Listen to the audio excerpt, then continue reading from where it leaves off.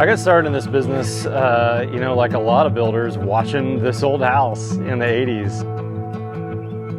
I watched these builders doing these fabulous projects, and my dad was in the steel industry. I grew up in Pittsburgh, Pennsylvania, so I didn't know any builders, I didn't know any plumbers, and so I'd watch the show, and my dad was pretty handy growing up, so we'd do some projects around the house.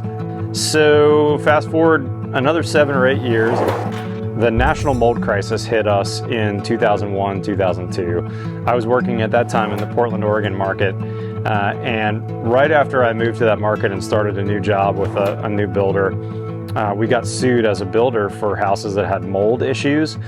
And so I was taking these houses apart, I was dealing with lawyers, I was dealing with homeowners who thought their kids were in peril because they lived in these houses with black mold. And it was this time of really intense learning, like, what have we done wrong? What have I done incorrectly as a company and as a builder? And if you could boil it down, the main issue was that we weren't paying attention to water management details. And a really well-built house kind of starts with managing water, whether it's groundwater or water that falls from the sky. If you manage water really well, you're gonna end up building a house that's, generally speaking, not gonna have problems. A really modern house like this that you can see like on a rainy day that's just getting soaked. Houses that are like mine that have a 2-foot overhang, or Tim's got porches, it's like you have a big golf umbrella up. If you don't have a golf umbrella, what do you need to have? You need to have a good raincoat on, like my True Work coat, right? You gotta have a good hood. You gotta make sure that all your zippers are sealed and taped, and you gotta make sure everything's perfect, because there's just little room for error. And that's kind of what this modern house is there's not a lot of room for error, so everything really on the outside needs to be as bulletproof as possible.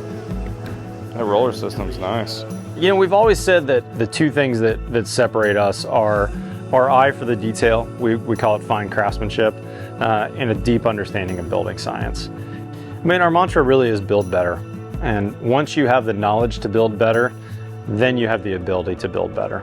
Check out this sweet cavity slider frame that we did. Side light, soft close too, watch this. It's pretty sweet, isn't it? How do these houses not only survive for decades, but how do they survive for generations?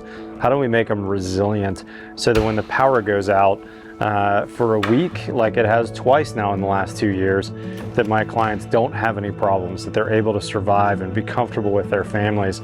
And for me, the big thing that I think has kind of separated me from my competitors over the years, I build every single house just a little bit better. Maybe that's one detail that I do a little differently than my last house. Maybe the client pays for it, maybe my company pays for it, but every house we build just a little bit better.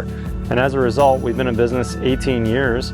It's not that my first house I built 18 years ago is a bad house. It's a great house, but our houses are that much better to this day.